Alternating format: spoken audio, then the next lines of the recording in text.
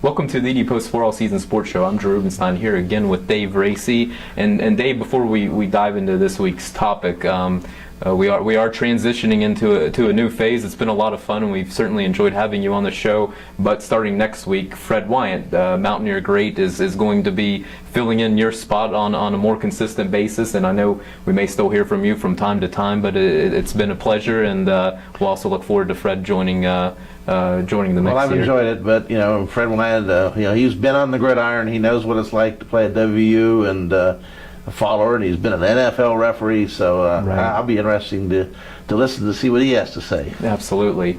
And he's also written 11 books, a lot dealing with parenting and happiness. So it's certainly a fascinating guy that it'll be good to have on the program. But You made a great move.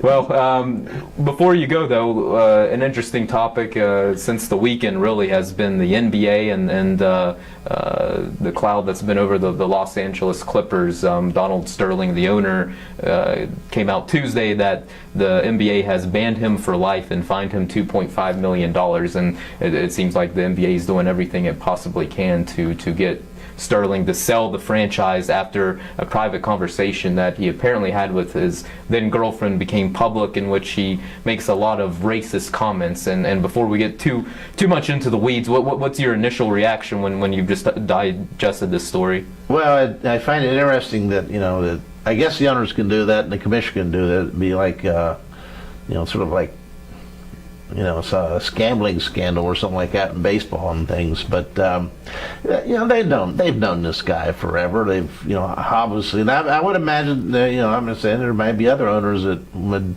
have said similar things. So Donald Sterling, he wants to own a team and things. It's his money.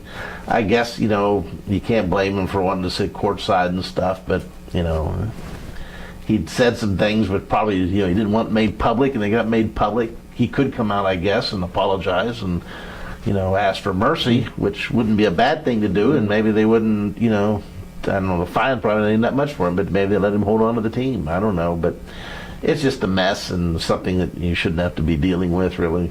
Right.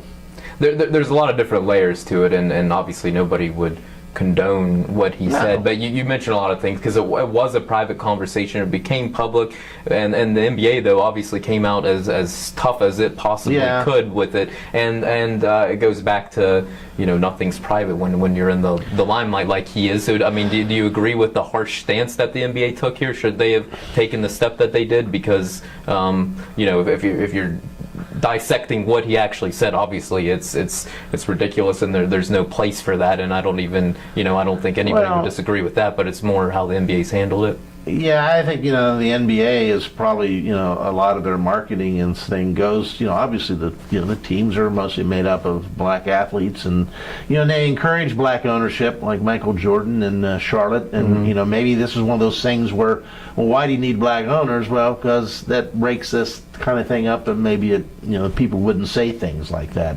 Donald Sterling's from obviously a different era when things were allowed that. I think the Washington Redskins, their owner was a known racist, and it wasn't that long ago where there was still the separation in the South where the players couldn't stay in the same hotels and things like that. So it's not. I guess you can't find it unusual that someone of Donald Sterling's age still thinks that way, and so it doesn't make it right or wrong, but that's just the way it is, and I think that they shouldn't be surprised that this happened. And this was one of the topics that we kind of discussed on this. Was it is 2014, and I understand what you're saying, but that being said, in today's age, that it's taken this long for this to come to light, if you will, and for Donald Sterling to kind of reveal himself, I guess you could say, and for the NBA to take the harsh stance.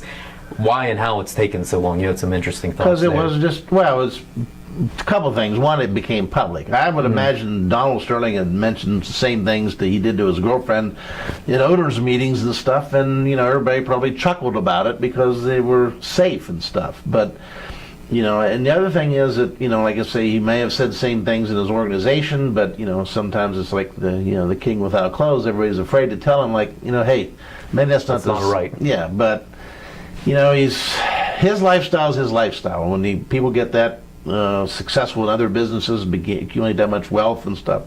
They really don't have to answer to too many people, you know.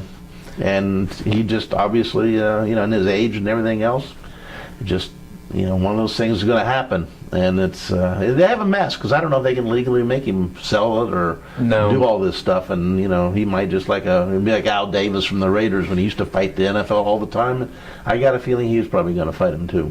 No, it's going to be interesting to see because I mean I think everybody can agree what he said was inappropriate and there is no place for that within the NBA organization. But what the NBA is actually going to be able to but what they're going to actually be able to do. I mean they're trying to push him to the point of selling it, but I don't know that they have that final you know power to make it happen. I thought it was a little quick on that unless they've already you know said hey let's talk about this and make the apologies or whatever else, you know, but maybe they've done that and he said no. So I don't know what, you know, it's hard to say what's going on in the background there. Yeah. So they might have a fight on their hand here. And it's the first controversy for the new commissioner as well. Trying to come in and I think making it point too of how he's going to lead the NBA is certainly a factor in all of it as well. Yeah, that was no gift, welcoming gift there. This is what you get. So I'm sure David Stern is happy that he's not involved with this. You know.